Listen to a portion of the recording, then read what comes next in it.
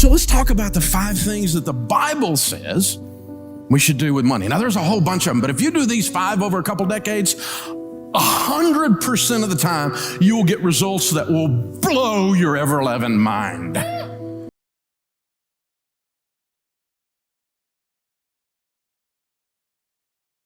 100% of the time. Because let me just tell you, if you plant corn, don't be shocked if corn grows. As you sow, so shall you reap. If you plant nothing and wait on the government, don't be surprised if you have mud. This is how it works. You are in charge of planting, and this is how we do it. The first thing is you get on a written plan. We call it a budget in the financial world. Jesus said, don't build a tower without first counting the cost, lest you get halfway up and you're unable to finish, and all who see you begin to mock you and say, this man began to build and was unable to finish. Don't build a tower without first counting the cost. My friend Zig Ziglar used to say, if you aim at nothing, you will hit it every time. My friend John Maxwell says, a budget is people telling their money what to do instead of wondering where it went. Winning is an intentional act. When the Super Bowl is over and the little reporter runs over and says, how did you win? The guy never goes, I don't know. I just got off the bus and this thing happened. Getting to the Super Bowl is an intentional act over decades of developing your skill. No one accidentally grows a bumper crop unless it's weeds. No one. So plant something, control the process, control the controllables, write it down. This is my plan. I'm going to do this. I'm going to manage your stuff. I'm going to take care of my own household first, and we're going to live this plan out, and we're going to do this thing. It changes everything. The second thing is you need to get out of debt. Now, we knew Dave Ramsey was going to say this. That's a fairly predictable thing coming out of my mouth. But here's the deal. The borrower really is slave to the lender. The rich rules over the poor, and the borrower is slave to the lender. I've experienced that. I lost everything because I let other people have control over my life. You know what that's called? A master. Well, Dave, I don't know if I agree with all your theories about debt. It's America. You have the right to be wrong. My old pastor used to say, a man with an experience is not at the mercy of a man with an opinion. I've led more people out of debt and into wealth than anybody breathing on the planet today. And I'm not bragging. I just showed them how to do it. And so we're going to get out of debt because it's no fun trying to be married like this, right? This is crazy, you guys. We're walking through our lives where all the money comes in, all the money goes out, and only the names are changed to protect the innocent. We make tons of money and we have none, and we can't figure out why. I know why. You gave it all to a financial system that's designed to take it from you. You surrendered it. And we've got to stop. So I quit borrowing money, period, for anything, for any reason. And this weird thing happened when I didn't have any payments and I made an income. I had money. It was so strange. And then when I got money and I bought an asset that created income that I paid cash for, I got to keep all that. There was no payment, except for what the government takes, but I mean, there was no payment. And it was an amazing experience. And the first few years were tough because, there's stuff I wanted to do and I didn't have the money. And I had to learn this magic ancient word called no. Most people don't know this word. You press your tongue towards the roof of your mouth, you release air. No. It's tough. So, what I did was we got the scissors out and we said, no more. I'm not going to play you guys' game anymore. You don't have any credit cards? No, not for 38 years. Well, 30 years. That's when I went bankrupt. They wouldn't give me one at first. And then later after they would give me, I didn't want it because I had learned this stuff from the Bible. And this is my wallet. Green president's faces, 4 pieces of plastic, my debit card on my business, my debit card for my home, my driver's license, and my handgun carry permit. I had a guy call me on the radio and he's like, you're going to kill me. My truck payment. I said, how much is your truck payment? $763. You have a $700 truck payment?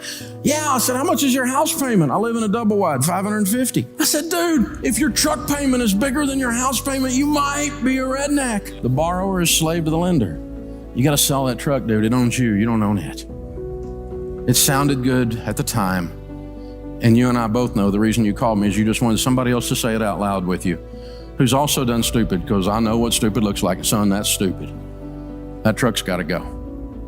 You're saying I got to sell my truck? I said, what'd you just say? Of course I said you sell your truck. I didn't stutter. Thing owns you, man.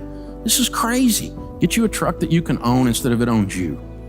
This is just crazy. The third one surprises people, and that's foster high-quality relationships. The Bible says, be not deceived. Evil company corrupts good habits. Did you know you become who you hang around with? Studies say that your 10 closest friends over the next decade, your income will be within 10 to 15% of the average of your 10 closest friends. And some of you are going, I need some new friends.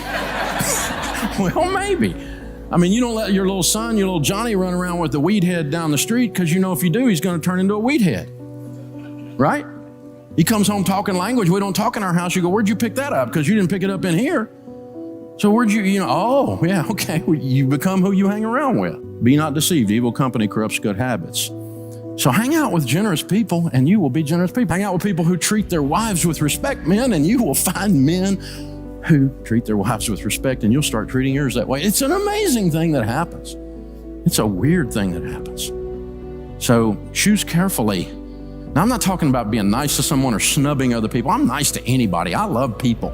I love people that are wrong even. I love people, okay? But I'm talking about my crew, the men in my life that shape my language, the men in my life that impact my spiritual walk, my generosity, my thinking in business, and my acumen.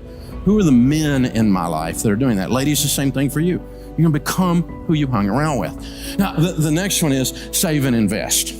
See, if you don't have any payments and you got a plan, the first thing you're gonna wanna do is save and invest, because in the house of the wise are stores of choice food and oil. And the rest of that proverb says, and a foolish man devours all he has.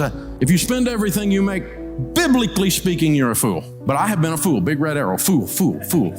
I know what being a fool feels like. It feels like being broke because I spent everything I made. Because I've always been able to make money, I just wasn't able to keep it. I always thought I could out-earn my stupidity. And I tried it for a long time, it doesn't work. Save and invest. You're saving for an emergency fund first. Save 3 to 6 months to get ready for maybe something like a what? A rainy day, right? Man, I mean, what if you had no payments and a big $20,000 emergency fund in 2020 happened? Or what if you had $20,000 in payments and no money for emergencies in 2020 happened? Do you have two different results? The answer is yes. In the house of the wise are stores of choice food and oil. And then that leads you to the position to be incredibly, outrageously generous. It's hard to be generous when you're broke. You can be generous and smile and open the door for somebody. But I'm talking about writing a check to feed hungry babies. I'm talking about buying a single mom a car. I'm talking about you can reach over and pay somebody who's struggling's light bill through the end of the year. I'm talking about outrageous, even sometimes spontaneous generosity. And you can do that if you're not broke. And if you got your stuff taken care of at home, if my light bill is paid, I can help somebody. If I'm still fretting over here, I don't even see them. So I want you to try this next time there's a holiday, maybe Easter or Thanksgiving or something like that, and you're driving to grandma's house with the kids. Now you're gonna go have a big feast that day, but on the way, I want you to do something crazy. I want you to stop at the Waffle House. Leave the kids in the car, the motor running. Pull up in front of the window so you can see inside and the people in your car can see inside. I want you to go inside by yourself, leave them out there, they'll be running their mouth anyway. Kids, put the screens down, watch this. Go in there, have a cup of coffee at the counter. She'll come to the counter, she'll pour your coffee. This is Thanksgiving morning. You know who's working on Thanksgiving morning? At Waffle House. Pay for your coffee, and I want you to take 3 or 4 of these Uncle Benjamin Franklin pictures, $100 bills, and I want you to slide them on the cup and slip out. Go out in the car, tell the kids, hey, watch God work. She'll come over, she'll pick that stuff up, and she'll look at it. She wonders if it's a trick, because in her life, it's been so long since anything good has happened to her.